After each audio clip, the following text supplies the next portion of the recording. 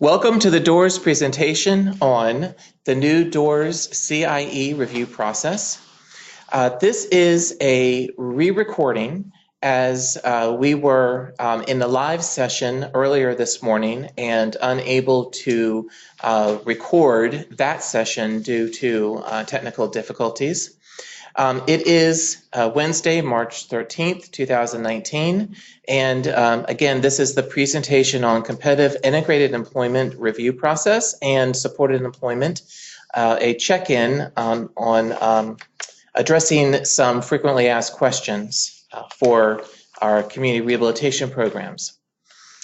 So the agenda for this webinar is a background on the CIE review process, the overview of the CIE review request form, procedures, and on-site reviews, and a supported employment check-in.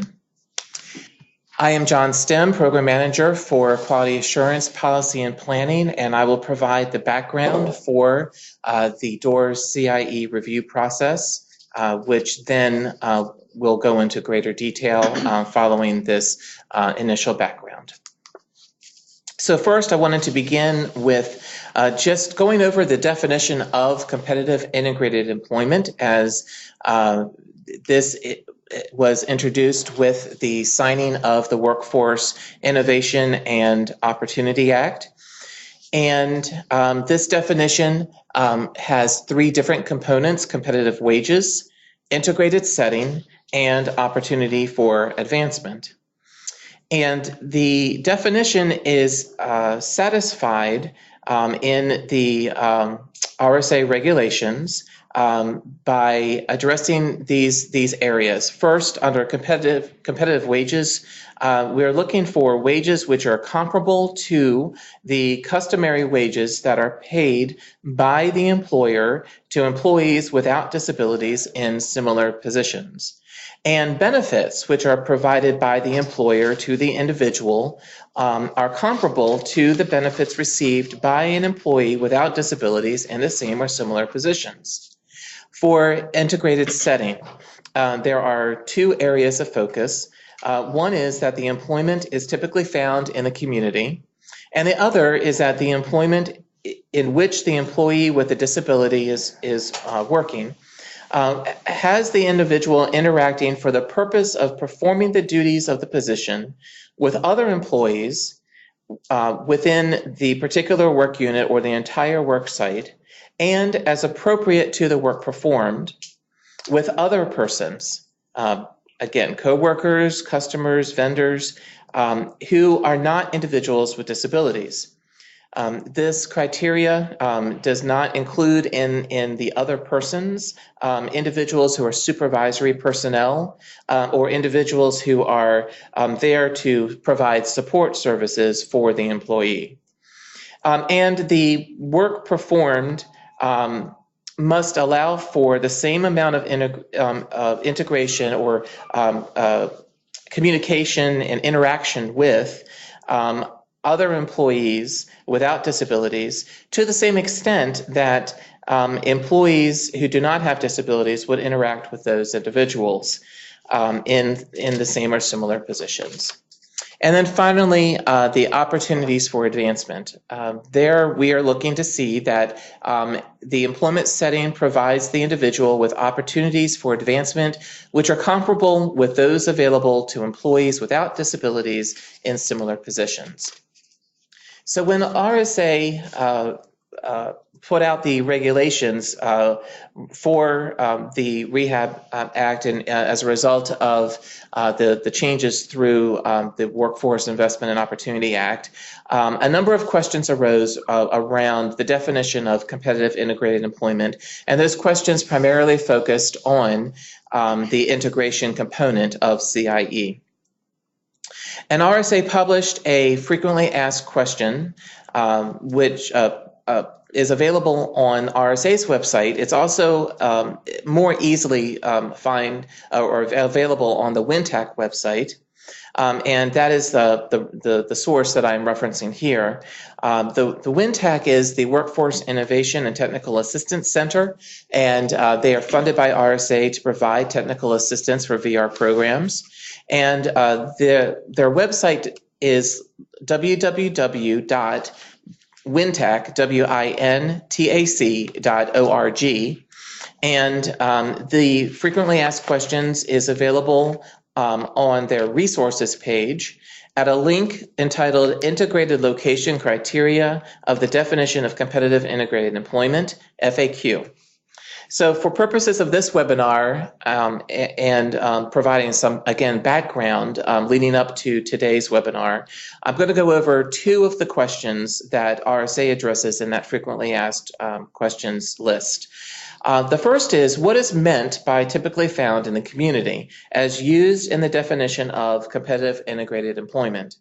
And RSA's response to that was that employment settings that are typically found in the community are those in the competitive labor market.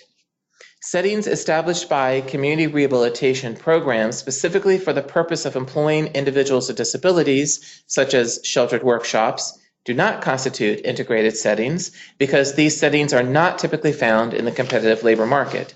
The first of the two criteria that VR agencies must review for determining if a work setting is integrated. RSA then provided additional guidance in response to that question with more examples of settings which are not typically found in the community. And those include positions which are funded through the Javits-Wagner-O'Day Act contracts or state purchase programs, allowances under the Fair Labor Standards Act for compensatory subminimum wage, and positions which require compliance with the mandated direct labor hour ratio for persons with disabilities. And the department advised that it is the responsibility of the VR agencies to take all of these factors into account when determining if a position in a particular work setting is in an integrated setting, and that the department has long considered these several factors would not result in a business being considered typically found in the community. RSA also responded to another question, which is who is responsible for determining whether an employment setting is in an integrated location, and that it satisfies the definition of competitive integrated employment. RSA's response to that was that VR agencies, not the Office for Special Education and Rehabilitation Services, must determine on a case-by-case basis, in light of the facts presented, whether an employment setting meets both criteria for an integrated location when considering supporting a consumer for that employment. So consistent with the guidance that we had received from RSA, DOORS prepared a letter to CRPs explaining that DOORS would no longer be able to use DOORS funding to pay for services in support of non-integrated employment, and that this included Ability One and Maryland Employment Works positions. Several parties got the impression from this communication that DOORS was not reviewing employment options on a case-by-case basis. However, DOORS had been reviewing positions as DOORS headquarters was receiving requests for individual case-by-case reviews, although the process for accepting review requests hadn't been outlined or developed as much as it is now. Also, DOORS's neighboring states have been reviewing set-aside positions and declaring some of these to be CIE. While DOORS is not beholden to the decision made by a neighboring state, we, as a matter of due diligence, determined the need to review the criteria used by other programs and also to formalize our review strategy so that our consumers will not miss out on legitimate opportunities to obtain CIE employment outcomes. So let's talk about the strategy. DOORS has established a strategy for analyzing set-aside positions based on criteria that we have prepared consistent with our understanding of WIOA's definition of CIE. And this criteria has been reviewed by the State Rehabilitation Council, the WINTAC, and our DDA partner. I will mention that this process has taken some time to develop. And in the process of developing this CIE review procedure and the criteria and so forth, the RSA published in the Federal Register an announcement last year that it intended to publish in January 2019 a notice of proposed rulemaking to amend the regulatory definition in 34 CFR Code of Federal Regulations, Part 361, implementing programs under the Rehab Act of 1973 as amended by WIOA. We don't know what all will be included in that notice of proposed rulemaking, but we do know that it was scheduled for January 2019 and it has not yet been issued. And we do not want to delay implementing a strategy for receiving review requests and processing those in a formal manner. When that notice of proposed rulemaking is released and the guidance looks like it is substantively different from the criterion and so forth that we've developed here, we will adjust accordingly.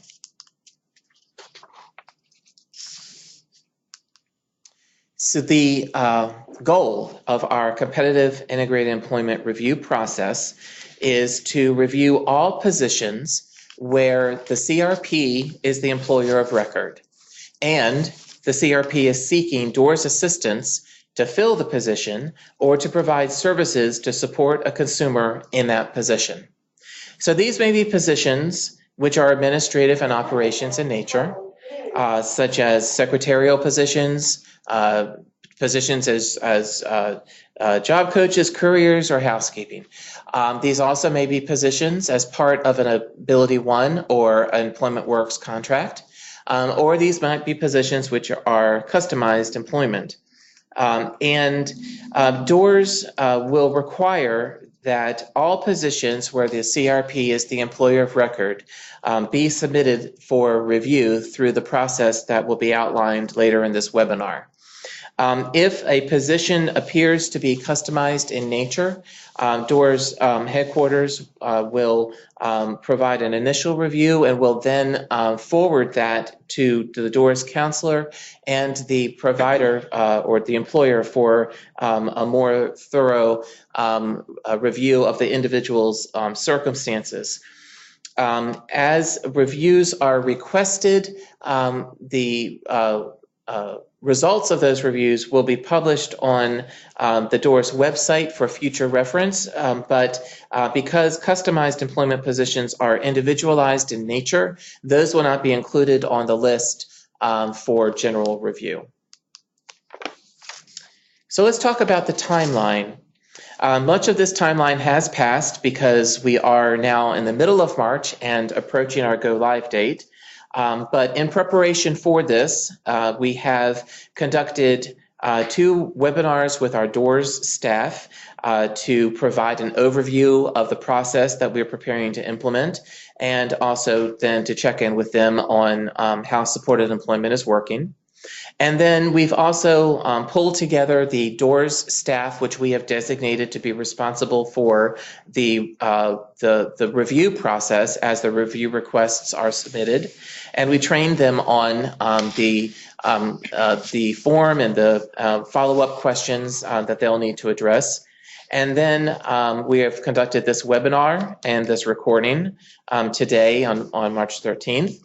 And we now, all that we have remaining to do is to finalize the website updates where the link will be available for requesting the reviews and other related materials with a go live date of April 1st.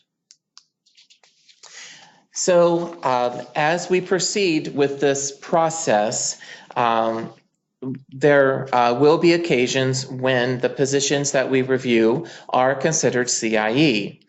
DOORS has made a decision that positions with CRPs moving forward will not be eligible for the placement incentives which we make available for other employment outcomes. And the reason for this is that CRPs are intrinsically motivated to employ individuals with disabilities when possible, and especially in Ability One and Maryland Employment Work contracts, which were created for the purpose of hiring individuals with disabilities and which are subject to a specific ratio requirement.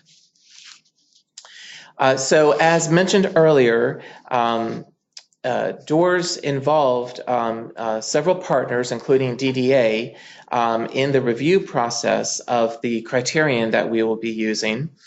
And we wanted to give DDA a moment during our live webinar to speak to their progress in developing their position on CIE as a long-term provider for extended services funding.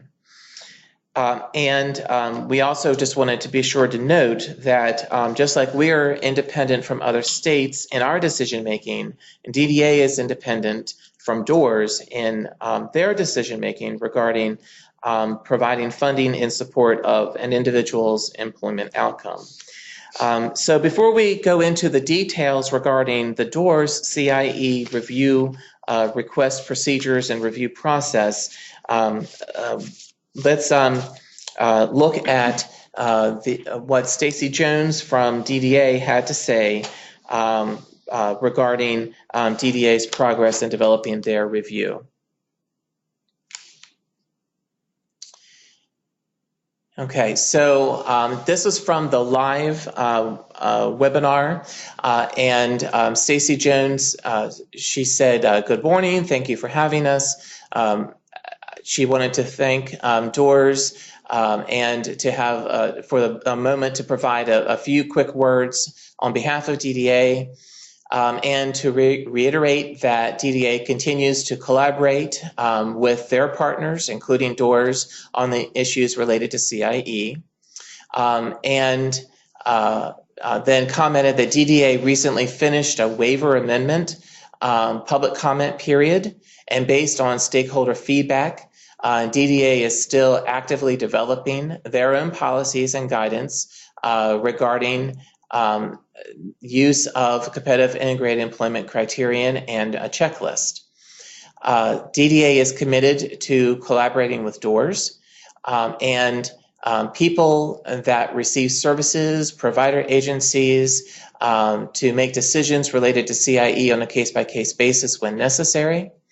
And she also reiterated what I had just said a bit earlier, that because DDA has different factors that they keep in mind related to their own service delivery process, any decision that is made by DOORS related to CIE and their funding does not substitute for DDA's own service authorization process.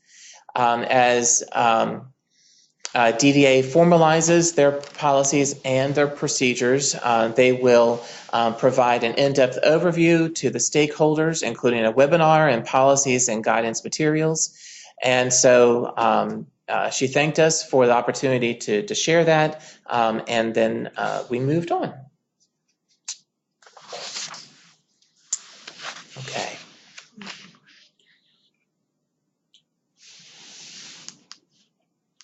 Right. Okay, so that concluded the background portion of the webinar, and we are now moving forward with the overview, which will be provided by Darlene Paragoy. Hi, I'm Darlene Paragoy, Program Manager for DOORS Business Relations Branch. We also have with us Tony Cobb-Cannon, who's a Staff Specialist for Community Rehabilitation Programs, who will be assisting with this portion of the webinar. So I'm going to go over the procedures, overview of the CIE review request procedures, which we will be implementing April 1st. The very first step is that the Community Rehabilitation Program, Ability One, or Employment Works employer will submit an online CIE review request form. That will actually trigger the entire review process. The online request will be automatically sent to a dedicated email box, which will be managed by Kate Drake, myself, and Beth Ann Curdian, our administrative aide, as well as Tony will also be assisting. Once submitted, that form is submitted online. The person who submits it will receive a confirmation email telling them that someone will contact them within 7 business days. There are a number of questions on the form that require true or false answers, and if they answered false to any of those 7 key questions, which we will go over in a minute, they will be receive an email that will be generated telling them that the position does not meet the requirements of competitive integrated employment. Once we receive the request, both Kate Drake and myself will review the request and all the associated documents. We will then contact the employer if additional information is needed. For an example, the position description may not have enough information or detail, or there may be comments that were provided that require some follow-up, or they may have answered false to a question, but provided a comment or additional explanation that also might require some follow-up. After we've contacted the employer, if there's enough information to satisfy the requirements that a position meets the definition of CIE, we will notify the employer and add the position to the CIE review list, which will exist on the DOORS website.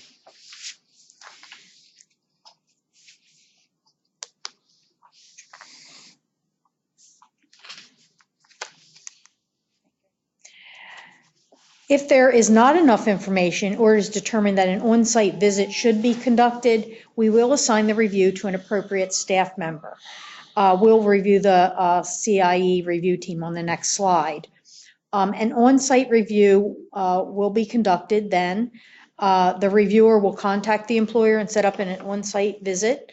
We have developed guidance on specific questions that they may ask during the review and what to look for during the on-site visit. And we're going to review some of that information as well during this presentation. After the CIE determination is made by the reviewer, they will share that information with myself and Kate Drake, and then the results of that review will be shared with the employer. The contact will receive an email noting whether it was determined to be competitive integrated employment or not, and then placed on the CIE review list. We're still working on the back end of what that list is going to look like, but generally it's going to be grouped by employer, position and location, and an indication of whether it has been deemed CIE or not, and when that review was conducted. If the employer requests assistance with a recruitment, DOORS staff will be notified that they're recruiting for that position and it is a CIE position, and our business services representatives can assist with pre-screening candidates. We're going to have an internal tracking spreadsheet to use in tracking all the requests and where they are at any point in the process, which will include the actual information about the employer and their contact, and the person who it was assigned to for review, and the date of that assignment. And finally, what the outcome was in terms of the determination. And then that will trigger adding it to the list on the website. And additionally, we'll also be keeping files in our office of the reviews. So this slide represents a basic outline of the flow I just mentioned and our review team. First, the CIE request is received, and Kate Drake and I have the primary responsibility of reviewing the initial request materials and determining if an on-site review is needed. If so, we will assign the review to one of these team members. Those positions that are with a set-aside contractor through the Ability One or Employment Works programs will be handled primarily by the regional business services representatives. At times, we may also ask someone from Workforce and Technology Center Employment Services to conduct the on-site visit. The volume, we have no idea the number of requests we're going to get at any time. So based on volume, location, et cetera, they may be some of the factors we use in assigning them to other individuals. We'll also be asking Mutasim Fadl of the Office of Blindness and Vision Services to assist as needed, likely with positions that are with Blind Industries and Services of Maryland, the Columbia Lighthouse for the Blind, and MEDIA. For those positions where a community rehabilitation program is the employer of record and the position is located within the CRP, Kate Drake will work with Tony Cobb-Cannon to review those positions, and Jill Pierce will also assist to consult on any that are with DDA providers. So this will be a team effort. We'll all be working together. We've put a nice system in place of how to track these requests and the information. But it will be an evolving process, I imagine. What the online request form actually looks like is there are a number of questions and fields to be completed, and most of the fields are all required.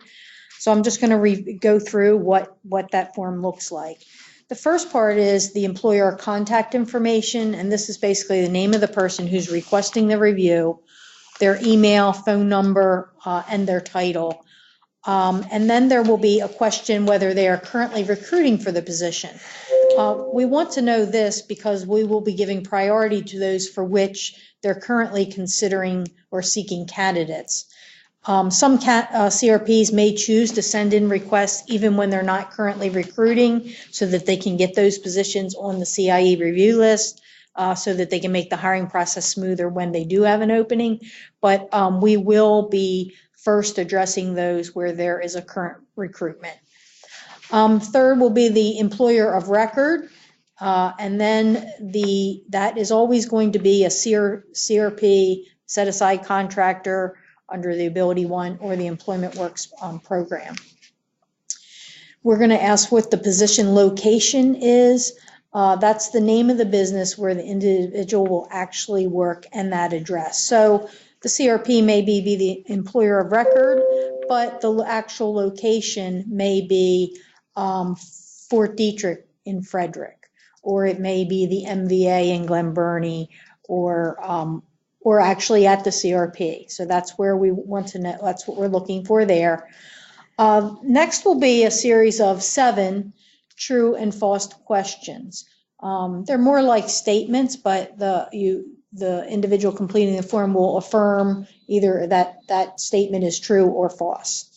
And we will review those in a moment. Then there's a comment section for any additional information the individual feels we need to know. And then there is an opportunity to, actually a requirement to attach the position description.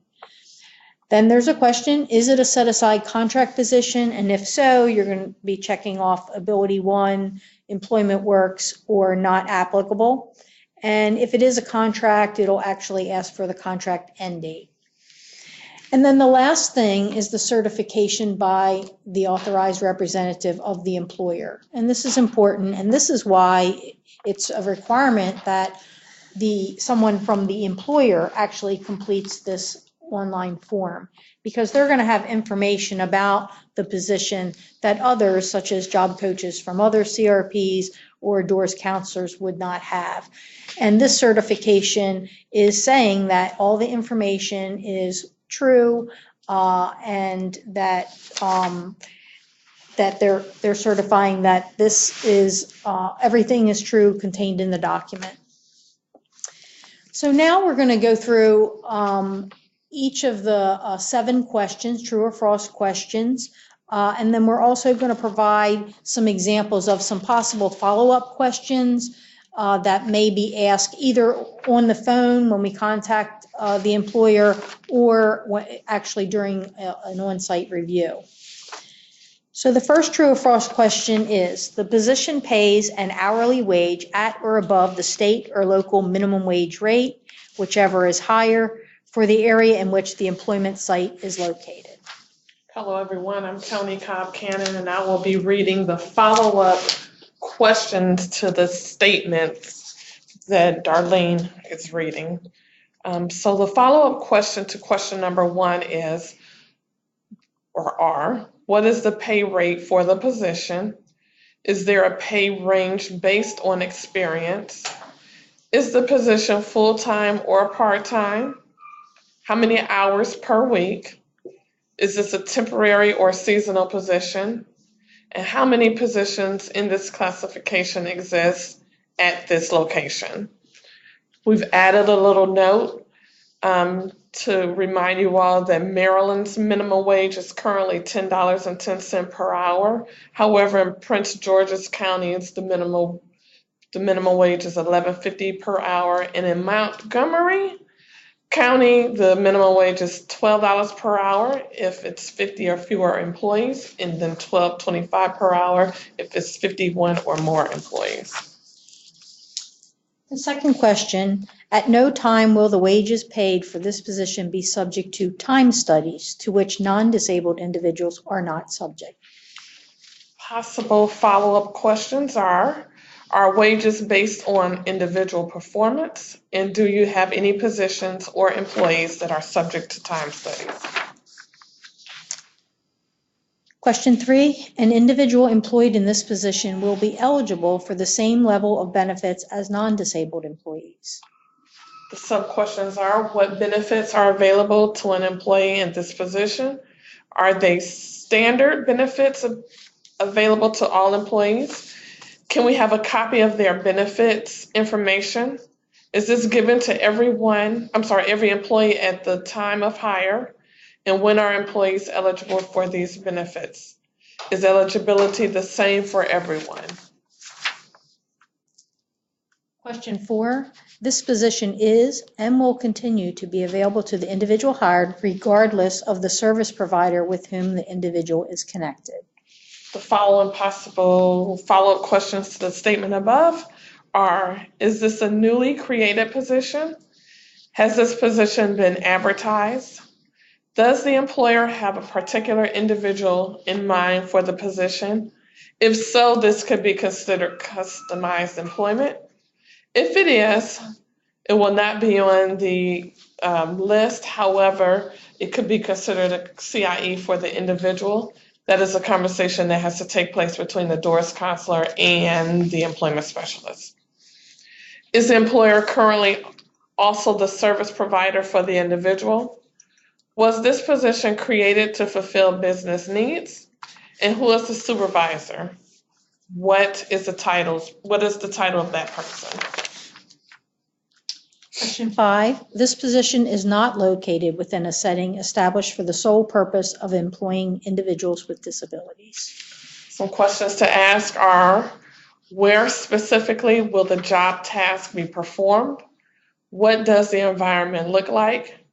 And is it similar to business environments in which this type of work is performed? Question 6, the job duties of this position are not performed in a segregated environment in the community. The position provides the same opportunity for interaction with non-disabled individuals as experienced by non-disabled peers in the same or similar positions. Some follow-up questions. Will a person in this role be a part of a group of other individuals with disabilities? What level of supervision is provided to the individual? Are the general rituals such as the comings and goings, work hours, shifts, breaks, and lunch the same as other employees without disabilities in the same setting? And are there any restrictions placed on the individual in this position that are different from employees without disabilities, such as who they interact with, different shifts, working in a special area, eating separately, etc.? Question 7, this position provides the same opportunities for advancement for individuals with the most significant disabilities as those available for non-disabled peers in the same or similar positions. final follow-up questions are, what advancement opportunities are available to the individual? Are there any opportunities for cross-training or other professional development activities? Can you share any examples of promotional or other opportunities such as lateral moves or career pathways? And then are there any examples of someone who has been promoted from this position? The purpose of the on-site review is to confirm the information provided by the employer that the position meets the requirement of CIE. And this will give the reviewer the opportunity to observe firsthand the work environment, how the tasks of the positions are performed, how the individual would interact with others, meet some of the employees, and other things in the actual work environment. And during that period, the reviewer will be able to ask questions and learn various details that are going to help us in making a CIE determination. As you can see, the focus is going to be on those 7 questions on the CIE review form, which really are at the heart of whether a position would be determined to be competitive and integrated, and an appropriate employment outcome for a doors consumer. These are the responsibilities of the reviewers. They're going to be contacting, once they're assigned a review, they'll be contacting the employer and scheduling the on-site visit. They will, before actually going out on the on-site review, they will review all the information they have that was provided online. And we actually will have a CIE review form that they'll be able to use as a guide for their information gathering. And they're going to review all that information and actually, during the tour, have observations on the work environment and use all of that to complete the form and make a recommendation on a CIE determination. They're not going to be necessarily sharing that with the employer on site, but they will send that completed form and all the additional attachments and information they've gathered to myself and Kate Drake.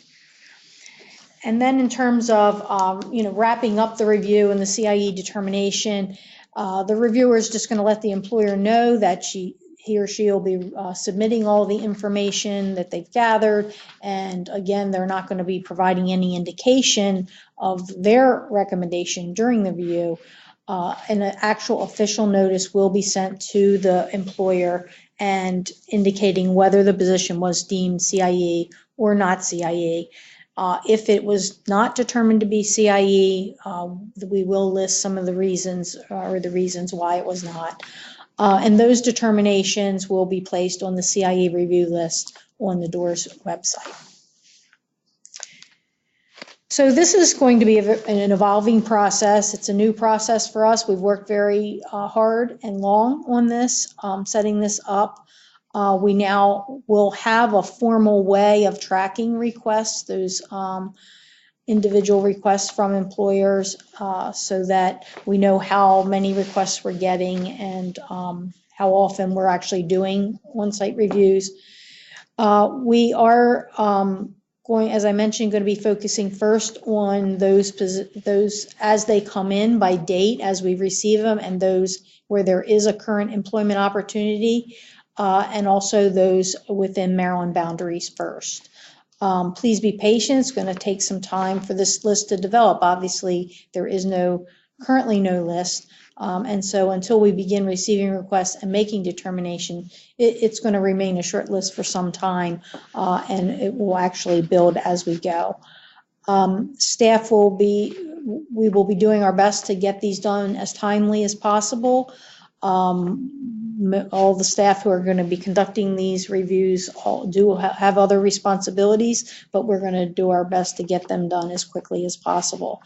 Also, all the information will be on our website, the CIE information, links to the online form, as well as this webinar, and anything that may help our community rehab providers.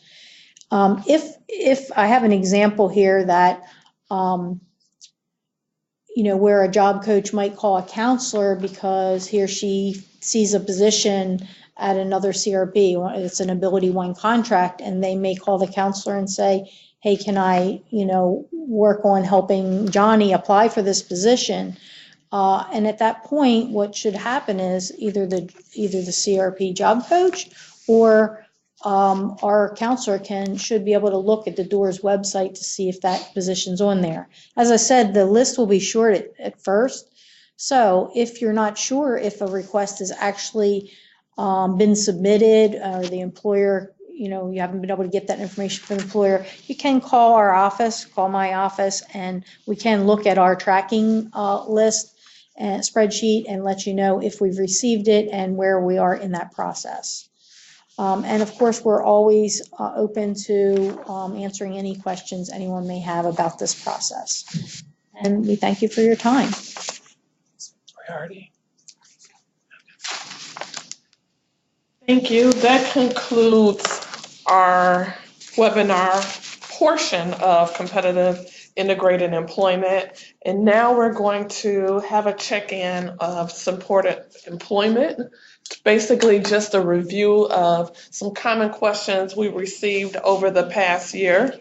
My name is Tony Cobb-Cannon. I'm the staff specialist for CRPs. And I'm Jill Pierce. I'm the staff specialist for transition and supported employment. And we're going to be reading a set of questions verbatim, pretty much, the way that we receive them so that you can hear the questions in the spirit they were intended from the person asking the question. So the first few set of questions deal with the fading schedules. Question number 1, is there a minimum number of job coaching hours expected under short-term job coaching services? And the answer is no, there is not a minimum number of job coaching hours expected during short-term job coaching. However, once the consumer requires minimum supports, job coaching hours less than 25% of the hours worked per week, then stabilization should be considered. The number of hours to be authorized depends on the number of hours the consumer is working, as well as the needs of the consumer. Note, if the consumer requires only minimum supports from the start, begin with the number of job coaching hours needed and begin fading from that point. Question number 2, when providing short-term or supported employment coaching hours, is there a required percentage of coaching hours that must be provided on site? The answer is no, but you just need to be aware that it will be challenging to develop natural supports for individuals providing off-site coaching only, as the natural supports would need to be clearly explained and developed to support the individual over an extended time period. The next few questions deal with fees, invoicing, and reporting. Question number 3 reads, what hours should the CRP list on the Employment Services Progress Report, also known as RS7D? The answer is the progress report should list the actual number of hours the consumer worked each week and the number of hours job coaching was provided each week. Even when job coaching is not provided every day, the consumer worked. The information will determine the amount of fading that occurred. For example, if the consumer worked 40 hours in a week and 20 hours of the job coaching is provided, then the RS7D should reflect both the total hours worked, which was 40, and the total hours of job coaching provided in that week, which was 20, as well as the actual daily record of hours used for job coaching. Question number 4, what is the employment stability follow-along fee? This is a $200 fee, and it is available to providers who have provided short-term job coaching or job coaching to transition to natural supports to assist the individual as needed to maintain job stabilization. The follow-along services may be provided in person or via electronic communication. This service is provided after stabilization and is meant to provide the consumer with support during that stability period, but it is not job coaching.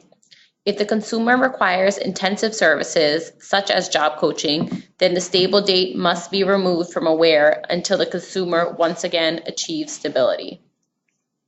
And in addition to accessing this fee, the CRP who provides job coaching to transition to natural support services may also bill for the supported employment natural supports placement incentive. And as a note, this service should be authorized at the same time as job coaching, so the provider may bill for the service at the time of stabilization. The employment stability follow-along fee is not a placement incentive. Question number 5. Does the $200 employment stability follow-along fee apply to all 3 fading schedules? The answer is no. The fee is not available when individuals have transitioned to extended services funded by long-term support such as DDA or BHA. Question number 6. When is the $200 employment stability follow-along fee invoiced? This fee may be billed at the date of job stability with a report which documents that doors and the consumer agree upon the stability date. Question number 7. Are there specific reporting requirements at the end of the 90-day follow-along phase? The answer is yes. The CRP must complete the employment stability follow-up section of the employment service progress report at 90 days of stability. A formal report is not required during the first 2 months of the follow-along. However, it is imperative that the CRP maintain contact with the consumer and also responsive to the counselor during this time. The CRP must also provide updated employment information with either the consumer's signature or a pay stub for wages earned during the 3rd month of employment. This information must be attached to the CRP invoice for placement incentives, follow-along fee, and/or employment verification fee. Question number 8. Is the $100 employment stability verification fee at 90 days an incentive? And does it apply to all 3 fading schedules? No, it is not an incentive, and it only applies to the short-term fading schedule. It is a standalone service fee with the purpose of confirming that a consumer is still stable that is available to CRPs when 1. Consumers receive short-term job coaching, 2. The consumer has not transitioned to extended supported employment services, and 3. There's no placement incentives that are available. At this point, we're going to pause and just share some miscellaneous reminders concerning fees, invoicing, and reporting. Do not include on the employment service progress report time used to write reports, discuss billing questions, or communicate with doors regarding a consumer without the consumer present. In other words, these items are not billable. If job development activities, including interview assistance, are provided for more than one consumer with the same employer at the same location and time, the job coach must split or prorate the time. If job coaching is provided to more than one consumer at the same location and time, the job coach must split or prorate the time. If CRP staff meet with door staff regarding several consumers at one time, the time spent discussing all cases must be prorated among each consumer, must be in person, and must include the consumer, the doors counselor, and the job coach. And then last note, the job coach travel time to and between alternate work sites is allowed if the travel is outside of regular work hours or their regular catchment area, and if the counselor has pre-approved the time. The following few questions concern stability. Question number 9. Is it possible for an employed individual to achieve job stability upon placement? And the answer is yes. An individual may achieve job stability upon placement if they do not require any short-term job coaching ongoing support, or other services required to maintain stability. Question number 10.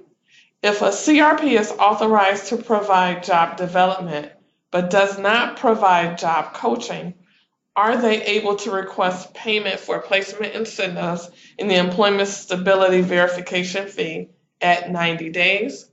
The answer is, in order to bill for placement incentives, the CRP does not need to provide job coaching to the individual, but the CRP must have prior authorization to provide job development for the individual. Once the individual is employed and has achieved stability for 90 days, the CRP may bill for any applicable incentives, even if job coaching was not provided. The $100 employment stability verification fee at 90 days is not an incentive. Question number 11. Is hourly job coaching available after a stable date is confirmed and agreed upon with DOORS? The answer is no. Hourly DOORS-funded job coaching hours will not be authorized after the stabilization date, but the expectation is that the CRP will provide follow-along to support individual in maintaining stability. The $200 employment stability follow-along fee.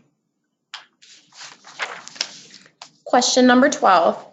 What can be done if something happens after the employment stability date and during the course of the 90 days, such as a new supervisor, new expectations, new tasks that require training, etc., and the individual needs or requests additional job coaching? Can a CRP request additional job coaching hours from DOORS and negotiate a new employment stability dates? If a CRP is authorized to provide employment stability follow-along services, they are expected to support the individual during these minor changes, such as a new supervisor.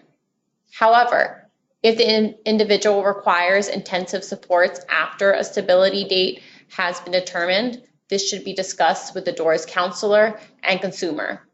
An email from the CRP requesting additional hours is not sufficient in this case. If it is confirmed that the individual requires intensive job coaching, then the employment is no longer considered stable, and additional hours may be provided pending DOORS administrative approval. The next question deals with placement incentives. As a note, placement incentives are available to any CRP who has prior authorization to provide job development services. If no placement incentive applies to the consumer, then the CRP may request authorization for the employment stability verification fee at 90 days. Question number 13 reads, what documentation is required for requesting the placement incentive authorization after stabilization? The answer is a three-step answer. At job placement, step number one, at job placement, the CRP will provide the Employment Services Progress Report, the CRP Employment Verification and Placement Incentive Request, or other documentation containing the following required information: employment start date, hourly wage, including tips if applicable, average hours worked per week, position title or position description, and the ONET code. Step number 2, at employment stability, the CRP will request an authorization for applicable incentives by providing the Employment Service Progress Report or the CRP's Employment Verification and Placement Incentive Request, verifying the employment stable date and updated employment information regarding occupational title, hourly wage, including tips, and average hours worked per week. Reminder, placement incentives are not applicable when the position is funded by Ability One or Maryland Employment Works, or the employer of record is a CRP. Step number 3, 90 days after the stable date, the CRP will invoice the DOORS counselor for the incentives for which an authorization has been received, or for the fee for verification of employment stability at 90 days, if authorized when placement incentives do not apply. Note, include information supporting the wage, hours worked, and occupational title. Examples, pay stub, doors, employment verification, the CRP, employment verification, and placement incentive request. Consumer signature or copy of pay stub for wages earned during the third month of employment stability is required for doors to pay the CRP. Question number 14. Can CRPs invoice for the rapid placement incentive when an individual is placed in CIE directly after participation in a CRP's training program? The answer is no.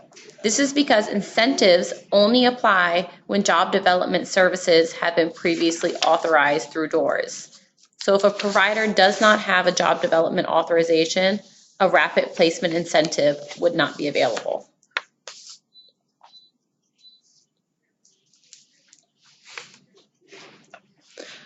And moving on to extended services for youth, for those CRPs which provide this service. Question number 15.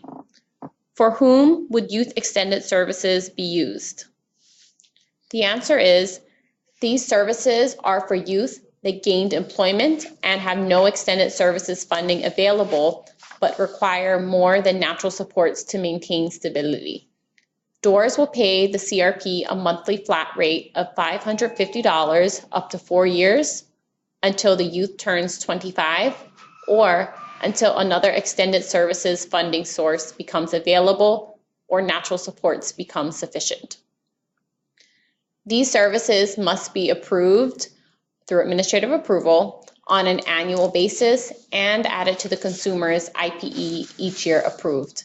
The initial and subsequent authorizations should be issued in 3-month increments as needed, following discussion regarding progress and the need for continued services. The provider must document attempts to identify other sources of extended supports or to develop natural supports via the monthly progress report. Question number 16, and this is regarding other concerns. Is short-term job coaching required to be provided before the use of intensive job coaching fading schedule for transitioning to natural supports? And the answer is no. You are not required to use the short-term fading schedule prior to the intensive job coaching fading schedule for transitioning to natural supports. However, you may choose to do so if it is unclear whether or not the individual will require assistance with developing natural supports. If the individual has already received short-term job coaching, so up to 4 weeks, and it is determined that job coaching for transition to natural supports is needed, then DOORS can authorize 4 to 8 weeks as needed. Final question number 17. If a CRP is not approved, an approved provider through DDA or BHA, are they still able to provide DOORS-funded supported employment services? And the answer is yes, if appropriate and documented through the DOORS CRP cooperative agreement. Under WIOA, DOORS is now able to serve a more diverse population under supported employment, such as those that qualify and will receive extended services through natural supports. A CRP in this situation would not be able to provide long-term follow-along services funded by DDA or BHA, as they are not approved with them. However, a CRP could provide DOORS-funded supported employment services to those individuals that require natural supports as their extended service provider or to youth who require youth extended services. All right, that was our final question, but we did have 17 questions, so this page is going to summarize the main points that were answered through those questions. And so first, short-term job coaching for individuals not requiring ongoing supports. 2 points to remember. Incentives apply if the provider has prior authorization from DOORS for job development. And the $100 employment stability verification at 90 days and the $200 employment stability follow-along fee apply. A nice summary for supported employment plans, including transition to long-term funding source. 3 points. Incentives apply if the provider has prior authorization from doors for job development. Stability date to be entered at day 45 of employment, and the transition to long-term funding begins, BHA or DDA. And finally, neither the $100 employment stability verification fee nor the $200 employment stabilization follow-along fee applies. Supported employment plans, including expectation to transition to natural supports. 3 reminders with this. Short-term job coaching may be provided prior to job coaching to transition to natural supports. Incentives apply if the provider has prior authorization from doors for job development, including the supported employment natural supports placement incentive, which is $450. And the $200 employment stability follow-along fee is available to the CRP. This concludes our CIE review process as well as our supported employment check-in. If you have questions concerning the CIE review process, the contact information is available to you on this slide, as well as the contact information is available at the bottom for supported employment questions. All right, thank you, Tony and Jill, for reviewing the supported employment questions that we've received so far since implementing our revising our process back last summer. So we're just wrapping up now with a couple of reminders that the CIE review request process goes live April 1st, and that is the first day that requests can be received. And a reminder to check our website for updated reporting forms and DOORS' responses to frequently asked questions regarding supported employment resulting from this webinar. Thank you for listening and have a good day.